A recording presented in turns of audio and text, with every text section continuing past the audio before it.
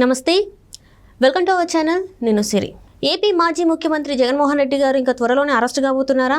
So ఈ అంశాన్ని మనకి వివరించడానికి మనతో పాటు ఉన్నారు ప్రముఖ senior journalist, political analyst CS Rao గారు. నమస్కారం సార్. నమస్తే సార్, ఇప్పుడున్న వార్తల ప్రకారం అయితే ఇంకా ఏపీ మాజీ ముఖ్యమంత్రి జగన్మోహన్ రెడ్డి గారు ఇంకా త్వరలో అరెస్ట్ అవబోతున్నారని చెప్పేసి అయితే మరి వార్తలు వస్తున్నాయి. ఇందులో ఎంతవరకు వాస్తవం ఉందంటారు సార్? సో ఒకటి ఏంటంటే, జగన్మోహన్ రెడ్డి ఓడిపోయినటువంటి మరుసటి రోజు నుంచి ఏ రోజైనా జగన్మోహన్ రెడ్డి జైలుకి వెళ్ళేటువంటి అవకాశం ఉంది అనేది ఫిక్స్ అయిపోయారు ప్రజలు. కానీ ఎప్పుడు వెళ్తారు, అసలు వెళ్ళేటువంటి అవకాశం ఉందా లేదా అనే దాని మీద ఇప్పుడు మళ్ళీ తాజాగా చర్చ జరుగుతుంది. ఖచ్చితంగా ఆయన 19 ఈ నెల 19వ తారీఖు నుంచి ట్రయల్స్ జరుగుతున్నాయి, రెగ్యులర్ ట్రయల్స్ జరుగుతున్నాయి కోర్టులో. కాబట్టి ఖచ్చితంగా ఆయన జైలుకి వెళ్ళేటువంటి అవకాశం ఉంది అనేది అనుకున్నారు. కానీ ఇప్పుడు మారినటువంటి రాజకీయ పరిణామాలు వీటన్నింటినీ కనుక చూస్తే నిజంగా ఆయన జైలుకి పోయే అవకాశం ఉందా, లేదంటే గతంలో మాదిరిగా ఆయన జైలుకి వెళ్లకుండా ఆయన ప్రజల్లోకి వెళ్ళేటువంటి అవకాశం ఉందా అనేది ఒక రెండో వర్షన్ కూడా వస్తుంది. దానికి కారణం ఏంటంటే, ఇప్పుడు ఢిల్లీలో మారినటువంటి రాజకీయాలు లేదంటే ఢిల్లీలో కనిపిస్తున్నటువంటి పొలిటికల్ పిక్చర్, వీటిని కనుక చూస్తే కనుక జగన్మోహన్ రెడ్డి ఇప్పట్లో ఆయన అరెస్ట్ అయ్యేటువంటి అవకాశం లేదు అనేది కొంతమంది చెప్తున్నారు. ఎందుకు లేదు అని చెప్పి ఒక క్వశ్చన్ వేసుకుంటే కనుక, నరేంద్ర మోడీ ప్రధానమంత్రిగా ఉన్నంతకాలం జగన్మోహన్ రెడ్డి అరెస్ట్ కాడు అనేది కొంతమంది బల్లగుద్ది చెప్తున్నారు. దానికి కారణం ఏంటంటే, అసలు నరేంద్ర మోడీయే కదా కాపాడింది జగన్మోహన్ రెడ్డిని. అసలు జగన్మోహన్ రెడ్డిని ముఖ్యమంత్రి కావడానికి కానీ, లేదంటే బెయిల్ మీద అతను కంటిన్యూ కావడానికి కానీ, వ్యక్తిగత హాజరు నుంచి కోర్టులో ఆయన ఉపశమనం పొందటంలో కానీ మొత్తం టోటల్గా నరేంద్ర మోడీ అనేది కొంతమంది చెప్తూ ఉన్నారు. అలాంటి అభిప్రాయం చాలా బలంగా కూడా ఉంది. చంద్రబాబు నాయుడిని రాజమండ్రి సెంట్రల్ జైలుకి పంపించడం వెనక కూడా నరేంద్ర మోడీ ఉన్నారు అనేటువంటి ఒక ప్రచారం కూడా చాలా బలంగా జరిగింది. సరే, దాంట్లో మనం నిజం ఉంది, ఖచ్చితంగా నరేంద్ర మోడీ చేశారని చెప్పి మనం చెప్పడానికి కూడా లేదు. ఎందుకంటే జ్యుడిషియరీ వ్యవహారం, కోర్టులో ఉన్నటువంటి వ్యవహారం, కోర్టుల మీద పొలిటికల్ ఒత్తిడి ఉంటుంది అనేది జడ్జెసే చెప్తున్నారు. కానీ ఈ జగన్మోహన్ రెడ్డి విషయంలో ఎవరి ఒత్తిడి ఉంది, ఎవరి ఒత్తిడి కారణంగా అతను 10 సంవత్సరాల పైగా ఇప్పుడు బెయిల్ మీద కంటిన్యూ అవుతున్నాడు.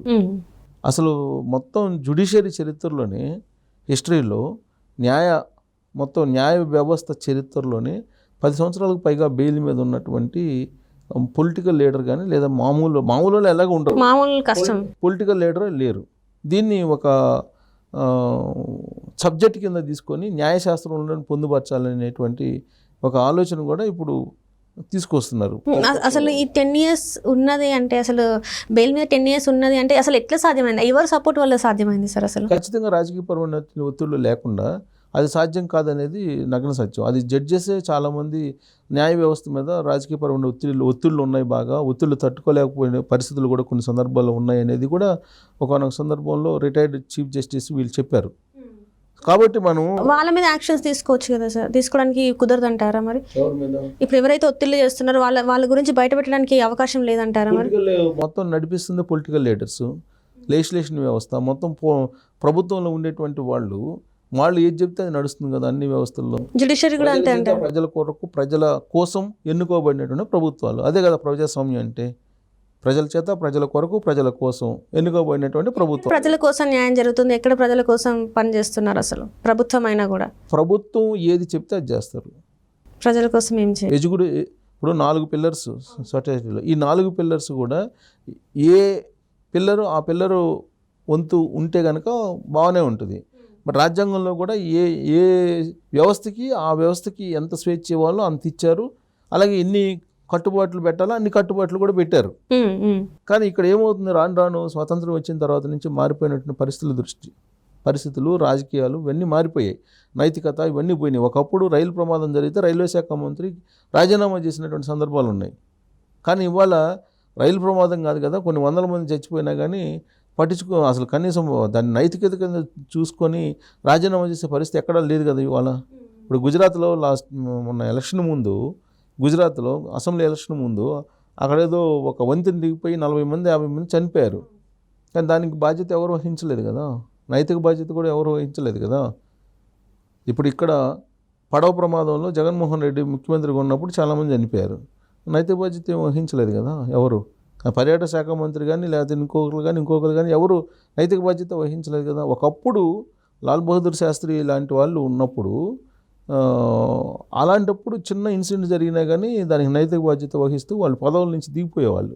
కానీ ఇవాళ నైతికత అనేది అసలు రాజకీయాల్లో చుక్కాని వేసి ఎతికినా కానీ కనిపించే దేశ ప్రయోజనాలు లేదంటే రాష్ట్ర ప్రయోజనాలు లేదా ప్రజల ప్రయోజనాలు లేదా సమాజ హితము ఇవన్నీ ఎక్కడ ఉన్నాయి, ఎక్కడ లేవు అనేది కదా ఇప్పుడు అందరూ ఆందోళన చెందుతారు. అందుకే రాజకీయపరమైన సంస్కరణ రావాలి, రిఫార్మ్స్ రావాలి, పొలిటికల్ రిఫార్మ్స్ రావాలి అని అంటున్నారు కదా. పొలిటికల్ రిఫార్మ్స్లో వన్స్ గెలిచిన తర్వాత నచ్చకపోతే మళ్ళీ రీకాల్ చేసేటువంటి సిస్టమ్ రావాలి. అప్పుడే వీళ్ళందరూ కరెక్ట్గా పనిచేస్తారు అనేది ఒక పొలిటికల్ రిఫార్మ్ రావాలని డిమాండ్ కూడా చేస్తున్నాయి ప్రజా సంఘాలు చాలా రోజుల నుంచి.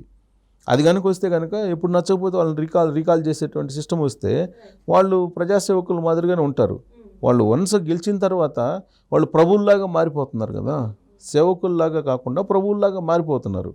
సో అలాంటి సందర్భంలో జగన్మోహన్ రెడ్డి లాంటి వాళ్ళు 2019 నుంచి 2024 వరకు ఏం చేశారో ప్రజలందరూ చూశారు. చూసిన తర్వాత లాస్ట్కి ఏ రాష్ట్రంలో ఏ ఎలక్షన్లో కనిపించినటువంటి వ్యతిరేకత కనిపించింది. మొన్న జగన్మోహన్ రెడ్డిని ఒక దుష్మన్లాగా చూశారు ఆంధ్రప్రదేశ్ ప్రజలు. చూసి ఆయన్ని అసలు వాస్తవంగా రాజకీయాల నుంచి ఆయన్ని వెలివేశారు అనుకోవాలి ఆ రిజల్ట్ని కనుక చూస్తే. ఆయన కానీ ఇప్పటికి కూడా ఆయన ఏమంటాడు, నాకు 40% ప్రజలు ఉంది, 40% ఓట్ బ్యాంక్ ఉంది, నేను మంచి చేశాను అని అంటాడు ఆయన. కాబట్టి నేను ప్రజల్లోకి వెళ్తాను, నేను మంచి చేశాను, తలెత్తుకొని వెళ్తామని చెప్పి రోజా అంటుంది. ఇలాంటి పరిస్థితుల్లో ఇప్పుడు ఆయన మనుగడే సాగిస్తుందే నరేంద్ర మోడీ ఆశీస్సులతో, నరేంద్ర మోడీ నీడ, ఆయనకు అండదండలు ఉన్నాయి. నరేంద్ర మోడీ అనేక సందర్భాల్లో నరేంద్ర మోడీతో ఉన్నటువంటి తన రిలేషన్ని ఆయన బయట పెట్టాడు. రాజకీయాలకు అతీతమైనటువంటి బంధం తమ ఇద్దరి మధ్య ఉందని చెప్పి వాళ్ళు జగన్మోహన్ రెడ్డి చెప్పారు కదా. నరేంద్ర మోడీ కన్నా జగన్మోహన్ రెడ్డికి ఇంకా అంతకన్నా ఆధారం ఏం కావాలి, వాళ్ళిద్దరి మధ్య ఉన్నటువంటి ఫేకాల బంధం ఎలాంటిది అనేది. ఆ ఫేకాల బంధం ఉన్నంత వరకు జగన్మోహన్ రెడ్డి అరెస్ట్ కాడు. అందుకే ఆయన ధైర్యం ఏం పీకలేరు అంటుంది. వాళ్ళ పేరు నాని కానీ లేదంటే కొడాలి నాని కానీ వీళ్ళు బయటకు వచ్చి మళ్ళీ ఏమంటున్నారు, ఇంత జరిగి ఇంత ఎలక్షన్లు వచ్చి ఆంధ్రప్రదేశ్ సమాజం చేత్కరించుకున్నా కానీ వైఎస్ఆర్ కాంగ్రెస్ పార్టీ మళ్ళీ వాళ్ళు ప్రెస్ ముందుకు వచ్చి ఏమంటున్నారు, ఏం పీకలేరు మీరు, పీక్కునేది పీక్కోండి అంటున్నారు. ఒకవైపు ఏమో కబ్జాలు చేసిన స్థలాలు కనపడుతున్నాయి. ఒక వైఎస్ఆర్ కాంగ్రెస్ పార్టీకి సంబంధించిన పార్టీ కార్యాలయాలు 19 జిల్లాల్లో కట్టించుకున్నారు విలాసవంతంగా, కొండను కట్టించుకున్నారు. ఇవన్నీ బయటకు వస్తున్నాయి. ప్లస్ ఇంకోటి మైనింగ్లో కానీ లేదంటే బెవరేజెస్ కార్పొరేషన్లో కానీ కొన్ని వేల కోట్ల రూపాయలు దుర్వినియోగం అయ్యాయని చెప్తున్నారు.